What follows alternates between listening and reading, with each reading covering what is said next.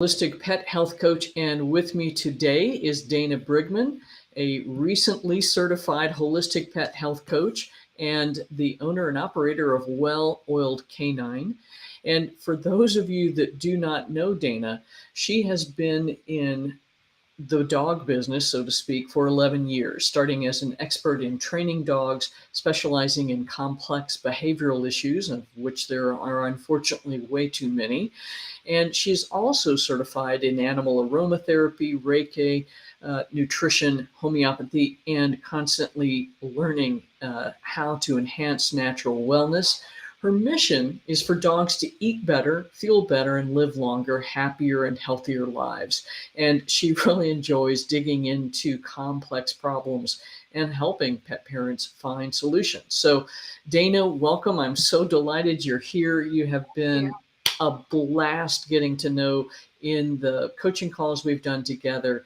So, welcome. And with pleasure. And so we were talking a little bit earlier. It seems like there's that one dog that flips the switch and puts us on that path. And you said you did have that one dog. So tell me the story. Yeah, and if I can just back up for a minute. So I left corporate America and I had been a foster parent for Great Danes for many years.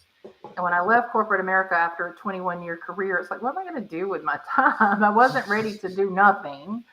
And dogs were such a big passion. And everybody's like, Danny, you always took the toughest challenges with the Danes, the toughest behavior issues, and worked through that. So becoming a trainer sort of seemed like the next step.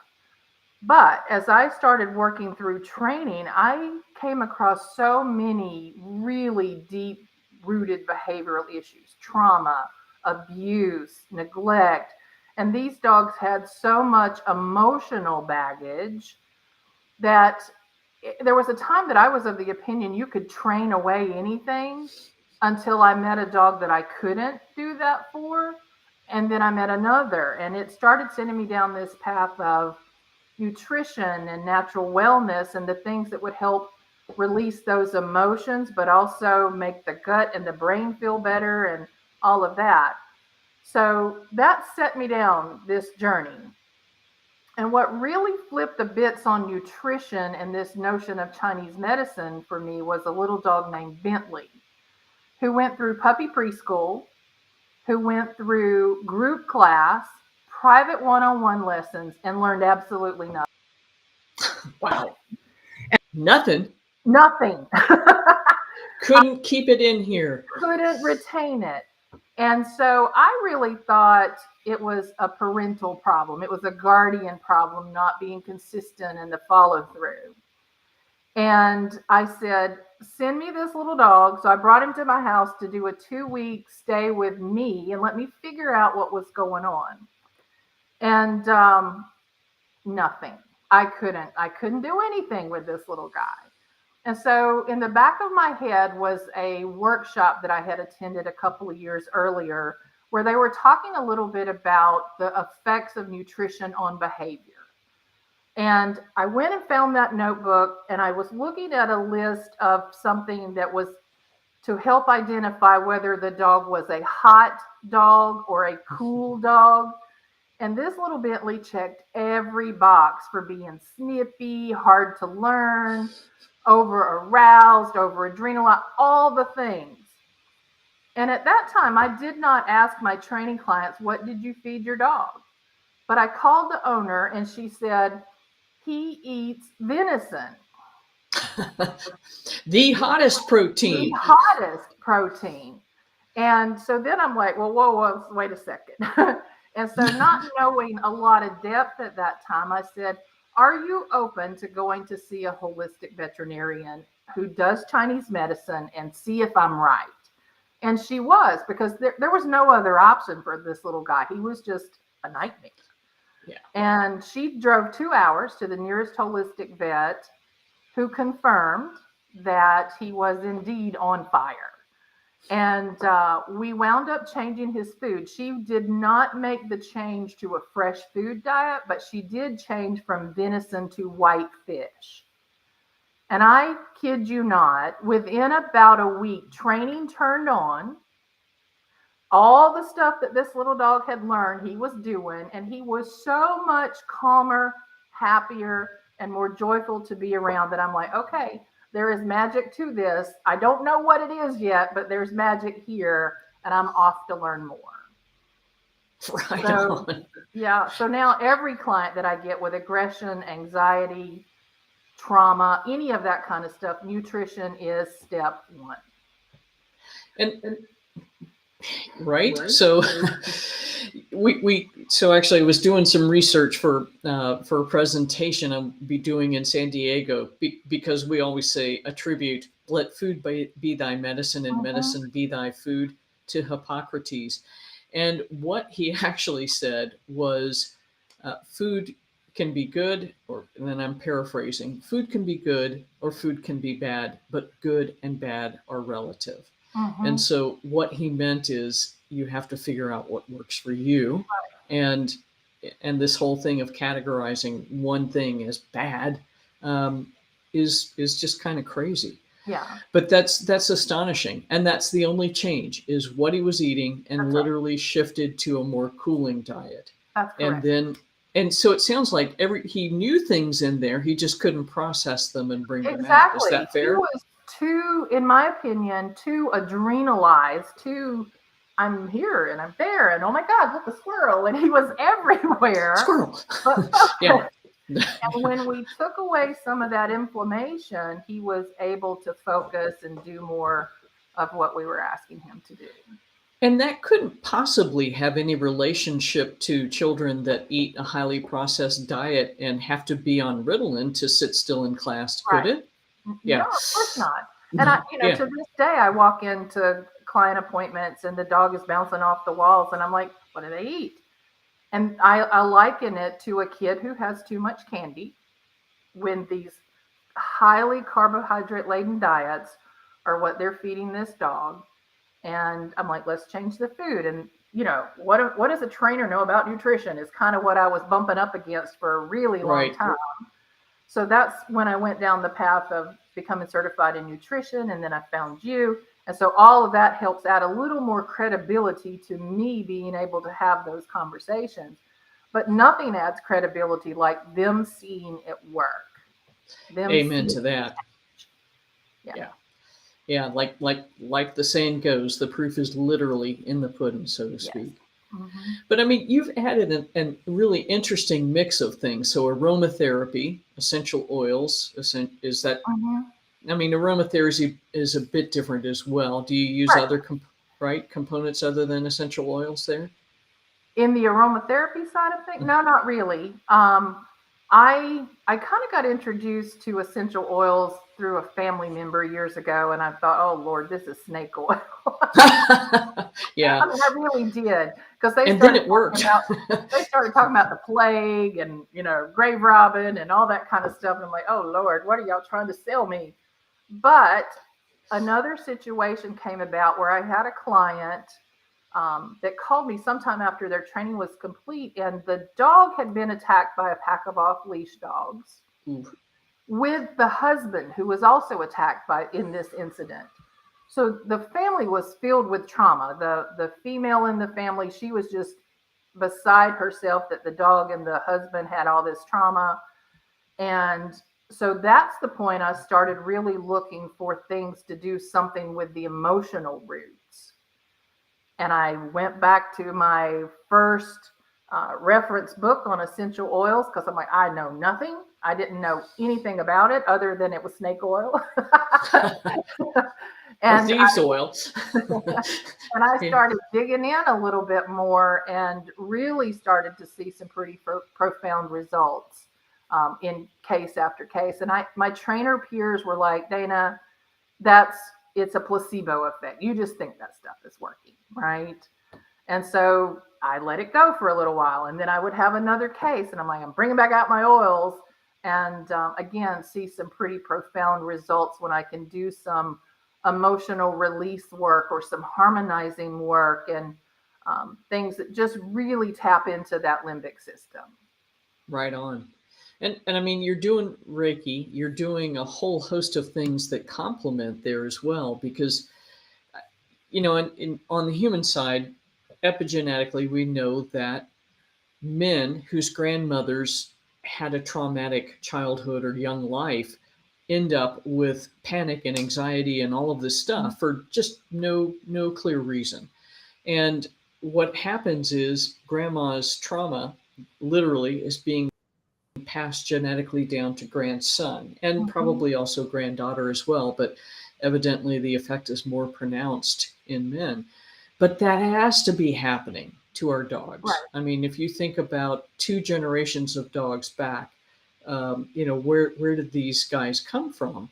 And there's some pretty horrible situations out Yes. there. So our dog Hio came out of a house in South Carolina. This woman had been busted the third time with 140 dogs in her house. Oh, And, and her Hio's leg was broken and was healing. Her fur was, she's a little poodle, her fur was this thick and she was spayed. But imagine coming out of a situation like that and then having another litter of puppies, and your mom had had that experience as well. Those puppies are going to have, for more anxiety, more right. PTSD, for lack of a better descriptor. It took me So hearing the eggs of the dog I have today were in the grandmother. Is that right? No. Yes, because the grandmother then had the mother who already had the eggs for my dog 2 generations back. Is kind of how that worked, right? right, yeah, the DNA is a direct Exactly. And passage. so that Yeah, was a light bulb moment that's like whatever was happening when the grandmother was pregnant with the mother, anxiety, trauma, abuse, uh, stray, whatever it may be, there all of that is built into the DNA. And that was a light yes, bulb moment for me. And so when I think about all the rescue dogs, because it's such a problem here in this area, I'm like, oh, I get it. I start to see more. And so there are things now that we go back to nutrition and we go back to epigenetics. What can we do to quit those or to stop those bits from flipping on and keep those things better managed? amen. And that is the big bucks spending right now on the human side is figuring out how to either not let the epigenetic switches flip or how to turn them Yeah, back off.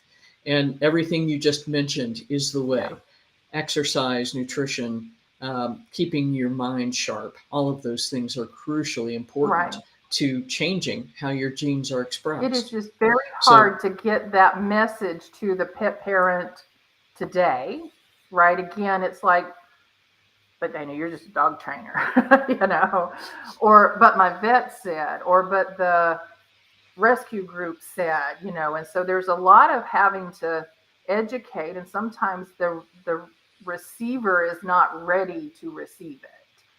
And so it's just train my dog, just teach him to sit stay. And I'm like, it, yeah, it's not quite just that simple yes, sometimes. that's it ain't just all that, Right, right?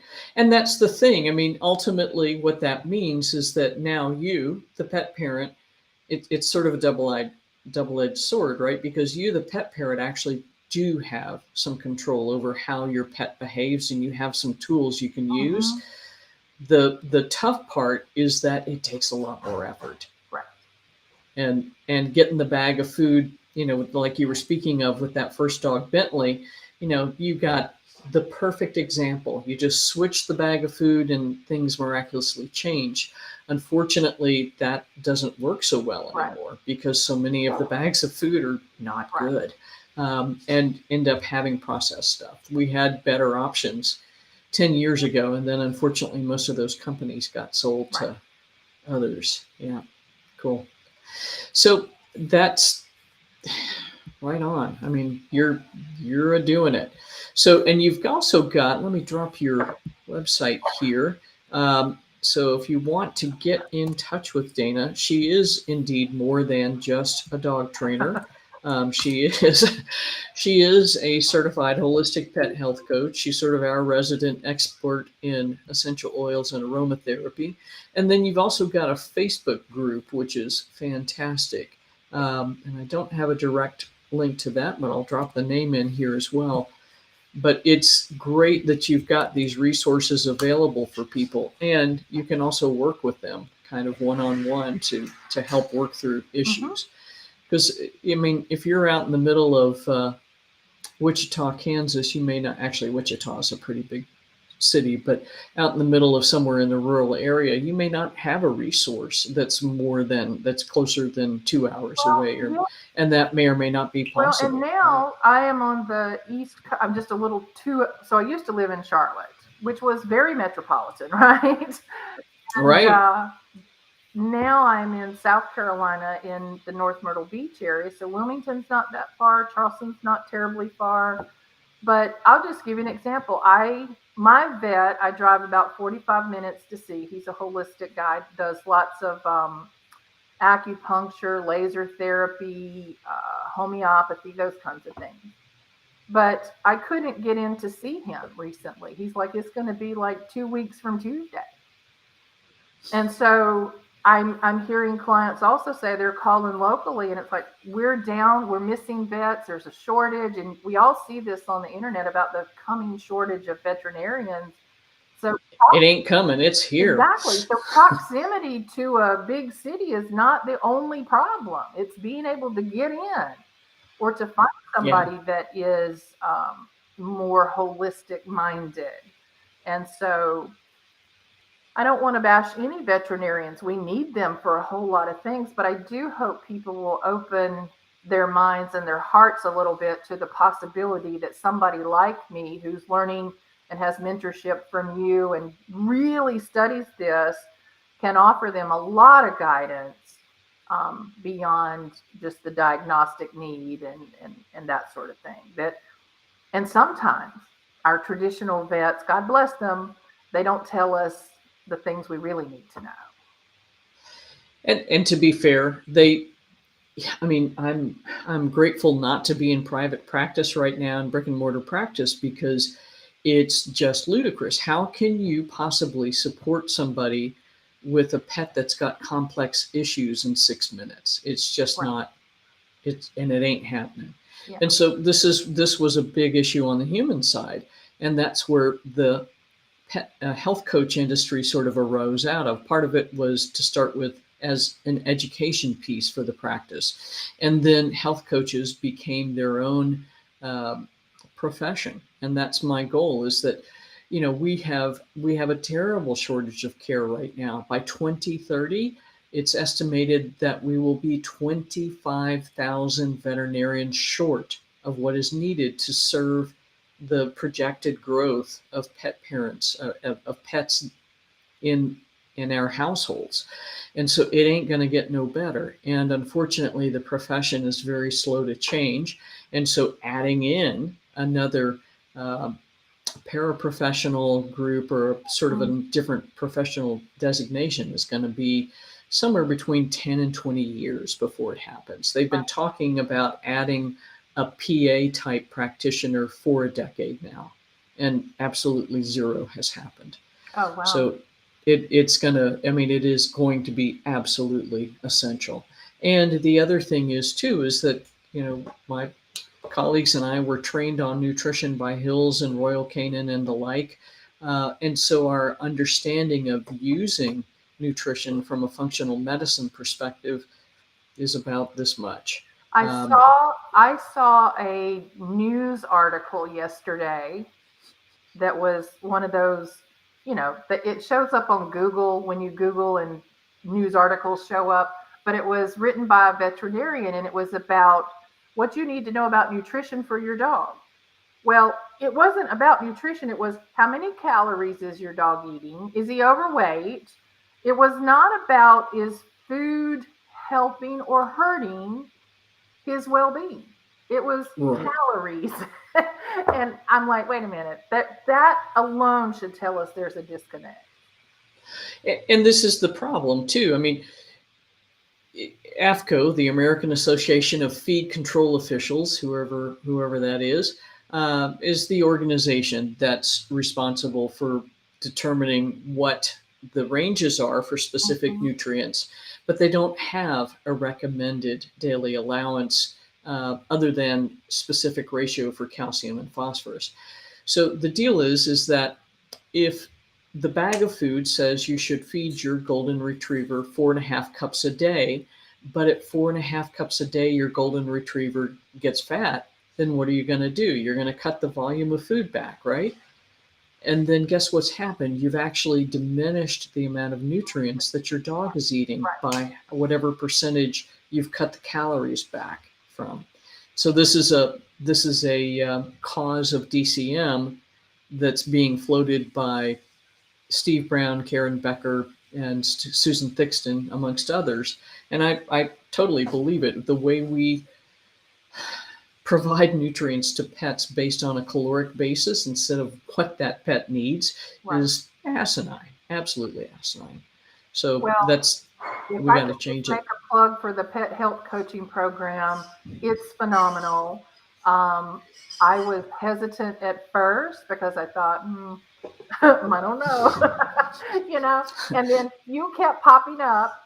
The universe kept showing you to me, and I've been nothing but pleased with the level of knowledge you share, and the mentorship, and the peer group, and I learned far more than I expected to learn. So I can't appreciate that program enough.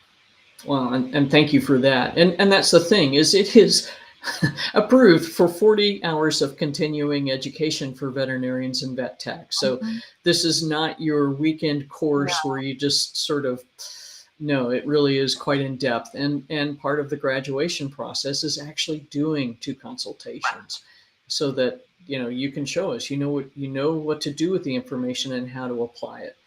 And that's, I think, critically important. But that's my now that we've kind of got things rolling, this is the next step, is to help pet parents understand that this option is available, that you can talk to Dana or one of the other certified holistic pet health coaches and get on a call with them. And they can help you go through your medical records for your dog and or cat, figure out what's going to work food wise, that kind of stuff. So if you're not familiar with the program, go check out Dana's site because she's got some fabulous information there. But go check out the referral page for our coaches. So I think that's get some that you can have a conversation with instead of the 6 minutes and the vet telling you, oh, just feed them about 2/3 less, you'll be fine, or a third less, right. and that's it. It's not about the calories. It's what is the food doing to Yeah. help that pet. So Can cool. I share one more story? I, Please, I please walked do. in a I walked in an appointment last week for a dog for training. Little dog out of control. Same story, right? But off to the side is a 15-year-old other dog that looks like it's on its last legs. And I asked about it. And long story short, this dog was eating a prescription diet after having gallstone surgery, they said, and really low quality diet, and 11 different supplements and medications, some of which were there only to deal with the side effect of another medication. And I said, if you're open to hearing me, I think I can help you. And so again, she's kind of caught by surprise, but here strolls in this trainer talking about nutrition again. And it was an unexpected discussion for her.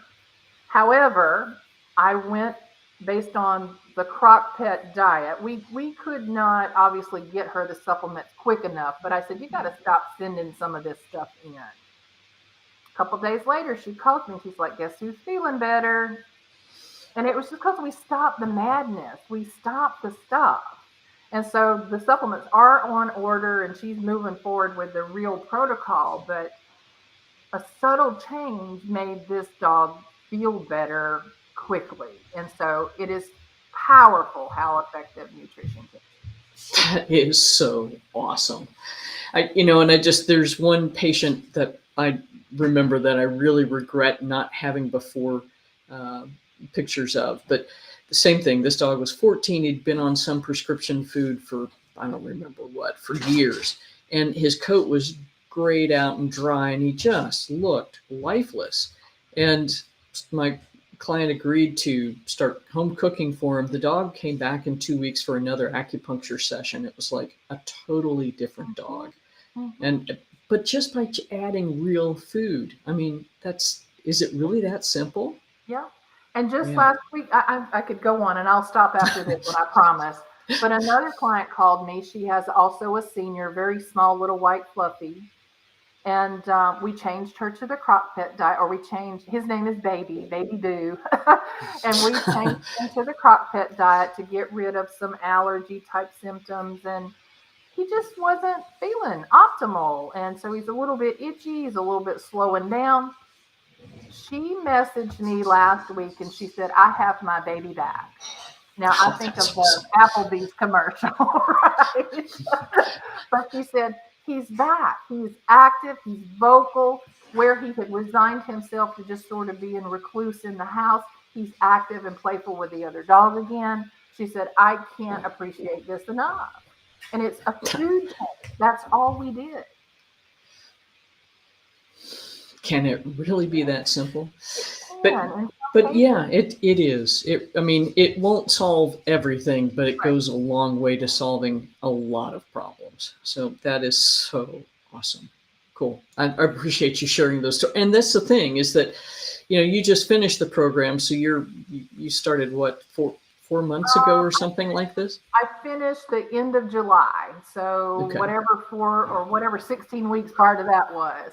Yeah, like it's been crazy. So I mean, this is insane. So you're able to immediately make an impact in Mm, pets' lives within the 4 months. yeah. That's basically 5 months, and then more keeps coming as you see more clients. That's just wonderful.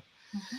Cool. All right. Well, we've got a few questions I think over in our Facebook group, so I'm going to pop this up and we'll start going there. If you are not a member of this Pet Love and Holistic Pet Health, I think some of you are watching on YouTube. You definitely ought to check this out. We've got some really amazing information in here. And then we also have a private community on a platform called Circle, where we can answer questions in more depth. We've got some great freebies, some downloads you can use there as well. But so Lisa is asking, isn't garlic poison for dogs?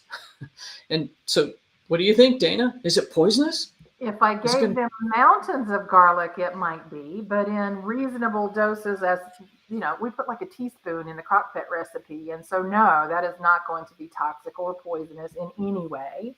And in fact, it can offer a lot of benefits. And in summertime, I even may zhuzh up the amount just a smidge more to help fight fleas and ticks. So, in low doses, no, it's absolutely not anything to worry about. Exactly, and that's it. So a lot of this stuff that is on everybody's site as being poisonous to dogs or poisonous to cats, there actually is very few things that are in terms of food that isn't dose dependent. Right. Chocolate, onion, garlic. The things that you really do have to watch for are macadamia nuts and Brazil nuts. There's some component that it's unsafe at any speed, so any amount could be problematic. But isn't it funny that we will put flea and tick meds on our dog? We'll put heartworm on the schedule. We'll do all these things the vet said, but mercy, we ask about garlic. We're worried. And I mean, no judgment to that, but this is kind of the thing that I talk about where people resist when we offer this kind of thing, but we will go do these truly toxic things without even a question. What was really interesting to me is during COVID when people were using ivermectin to help treat it, and we can debate efficacy or not efficacy, whatever. I think it worked extremely well for some folks and not so much for others. Right. But the thing that was cracking me up is that these folks are taking ivermectin at like 40x the dose we would use in heartworm prevention. They're the same folks that were saying it was highly toxic to dogs. It's like, wait a Mm-hmm. minute here. So Yeah, it's just it that's it. We just instead of it's not all just one thing. Right, We have to look at what works for each individual person or pet. right. And Griselda, thank you so much for sending a photo of Isolde. She's She, super she cute. is she is a doll. Um, that's what we're doing at this moment. And Deborah, thank you for sending this photo of your pup shopping with you. And Linda, that's amazing. Adorable. The white fluffies. Oh, kitties. Yeah. All right. So, well balanced natural food or supplement for cats with struvite, crystals, or stones, something without dyes, synthetics, byproduct sugar, etc. Yeah, the cockpit diet, customized Yeah. for cats. Yeah, exactly. What an adorable kitty. And so, that's the thing is that home cooked food and especially a diet with a lot of real food is going to provide a lot of moisture, and that's going to help dilute the urine so that the crystals and stones don't form.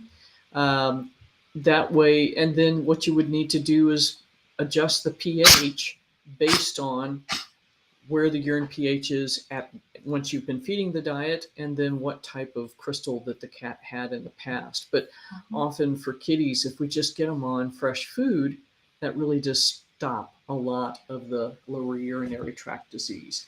And then the other thing, if you were going to throw out your favorite anti-inflammatory supplement, because that's kind of part of the other issue for kitties is they get interstitial cystitis. what do you, what's your favorites? I probably would start with like omega, but I may also move into some of the CBD dog health products, which has cat products now. So Right those on. options as well. Cool. And then, so cats can be a tough sell on a lot of things. If you were going to approach this more from an aromatherapy perspective, what might you suggest for kitties to, because what's often underneath this is chronic stress. Does that make sense? Yeah, so essential oils in cats is a whole different thing. It Not is. that they can't use them, but we have to be extra careful. And you'll know the liver enzyme, it's P something 40. Cytochrome P450. Yes. Go. Yeah. So, because they metabolize very different than a dog would. So even when we talk about high quality for our pets and ourselves, nothing synthetic ever. Even more important for the kitten population, and to dilute. But yeah, we could certainly work on those kinds of things. But I also like the Herb Smith products a whole lot now for anxiety issues as well. Yeah. Love And those they actually. They do have, Dr. Besant has some amazing formulas. So, Yeah. Melissa, there's a couple of answers for you. Um, Jan, thanks for sending this photo in. What a cutie. Giving you a kiss there. Um, let's see. Terry, is that her wit's end? Trying to eradicate fleas, coconut oil, diatomaceous earth, powder, wondercide, cannon, sweeping and stripping and washing and everything, and nothing is working. So what to do? Well, interestingly enough, there is a way to use almost like a flea bomb with essential oils, but it's you got to remove the animal from that space, and you've got to really vacuum and or sweep and clean everything. If they're in the house, you got to solve the problem inside. And so rather Yes. than using those old flea bombs like we used to use when I was a kid, because we did, Yep. um, we can do an essential oil protocol, but um, people sometimes use borax. I don't know how you feel about that, but there are ways Yeah. to do those things within the home to get rid of it inside and then on the pet and then in the outdoors. Right on. So fleabusters.com, and there's various versions of this company's products, but they've got a borax and silicate crystal mixture for using in the house. Uh, Works great if you have wall-to-wall carpeting, really works well for furniture, um, and using it in the vacuum because it'll kill the eggs and larvae. The tough thing is that what you see on the pet is only about 5% of the flea population. And so getting rid of the eggs and larvae, which are 85% of the population, is really the trick. And so that takes a while to get under control. But flea busters you can use in the house. You can use their larvae outside to eat the eggs and larvae out there. You can use an insect growth regulator spray if you have to. But in terms of keeping the fleas off, there's a couple of options. There's zero bug zone, there's amber collars, Baltic amber collars, but sometimes you have to resort to things like Capstar. That's been, and when I was in practice in South Carolina, that's what a lot of people would use to get the adult fleas off of the pets, just so that they didn't tear themselves to shreds. And short of using it every day on a small pet, there really were no side effects that I could see. In research, I couldn't find any.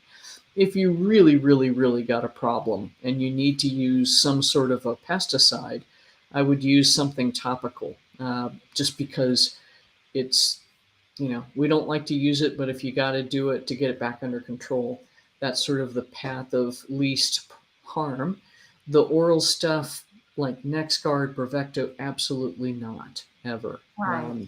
There's been a few situations where I've had to suggest that, but these were dogs that were like so hideously allergic to fleas that they were annihilating themselves. But And Dr. Rigg, yes, if yeah, you go for it. do go with a like a flea and tick topical or oral like that, would you like milk thistle after the receipt of those products? Absolutely. So milk thistle before, during, and after. And then the other thing you would want to consider as well is using some sort of an adsorbent to pick up any of the material that the pet's body is trying to get rid of. And you could use fulvic acid, humic acid. I've been using C60 quite a bit recently, and I like that stuff a lot, because it's easy to get pets to take because it's tasteless more or less, and it's in an oil.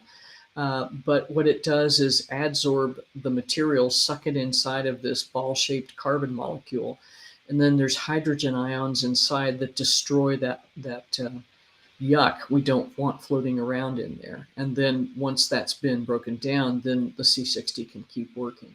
But that's been a huge help for a lot of folks. But yeah, clean up and supporting the liver, because pesticides are going to put more pressure on the liver and the gut. Mhm. So you could also consider a probiotic. That's a great point. Thanks, Dan. Cool. Ah, poor kitty. So Right. that's a tough one. So these polyps can start in the back of the nasal cavity and grow into the ears.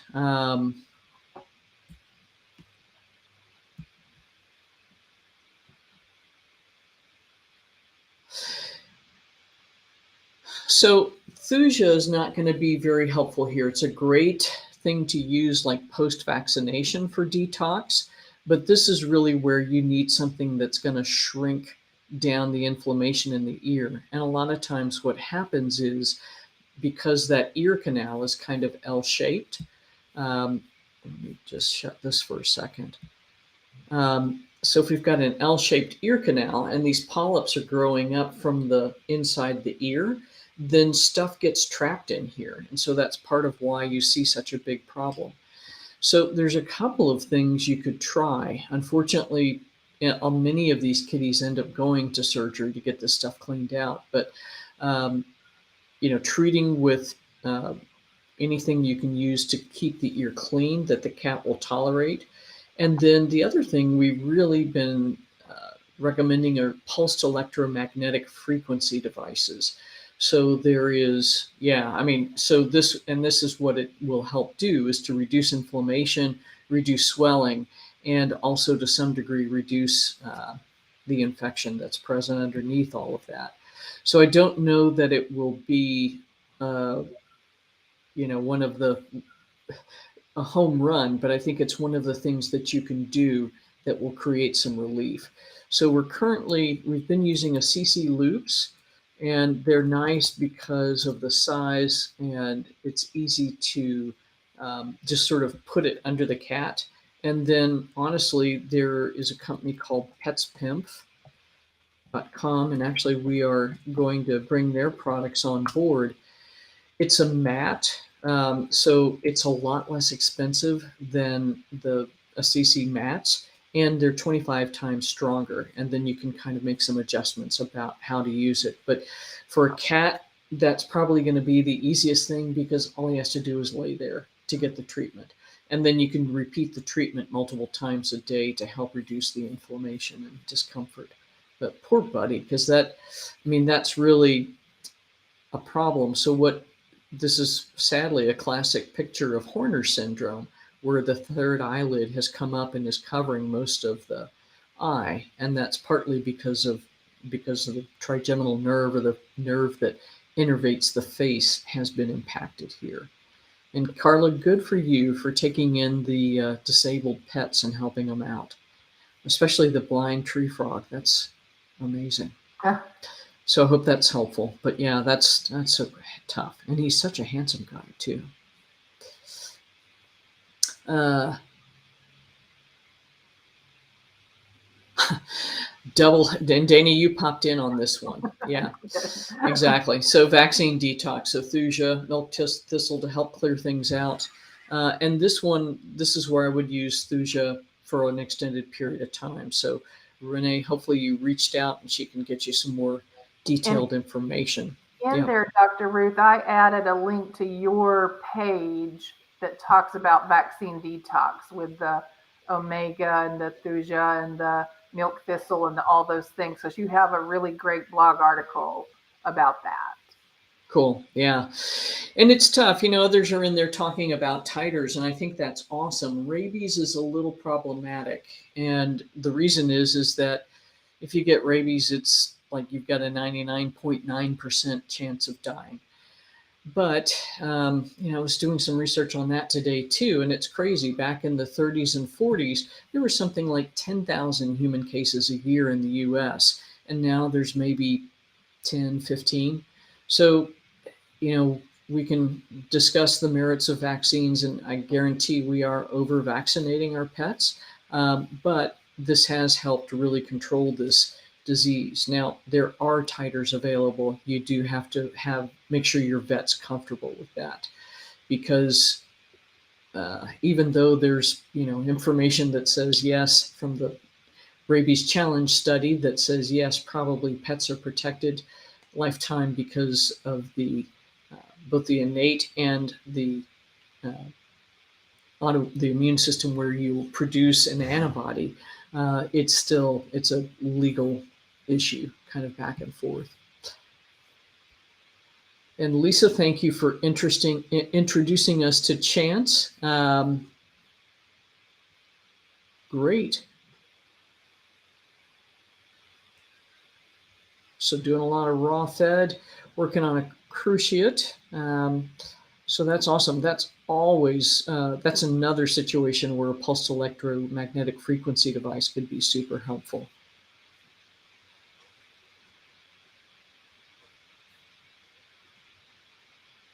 Wow. Okay. Little Papillon that started with diabetes. So again, this is a diet that crock-pot diet is something that you can manipulate. We've had so many pets go into remission from diabetes just by changing the food, by taking out the highly processed carbs. So if you haven't gone down that path, I would definitely check into it. And it can be very, very quick, like literally within 1 to 2 weeks, we can see these guys go into remission. Mm-hmm. So if the dog is already on insulin, the pet parents need to be super careful to make sure that the blood sugar is not dropping too low. Cool. Well, I think that's what we got time for today. Dana, thank you so much for coming and joining us, and for your so if you had one thing to say to every pet parent out there, what would that be? Feed fresh, low tox. Right on. Cool.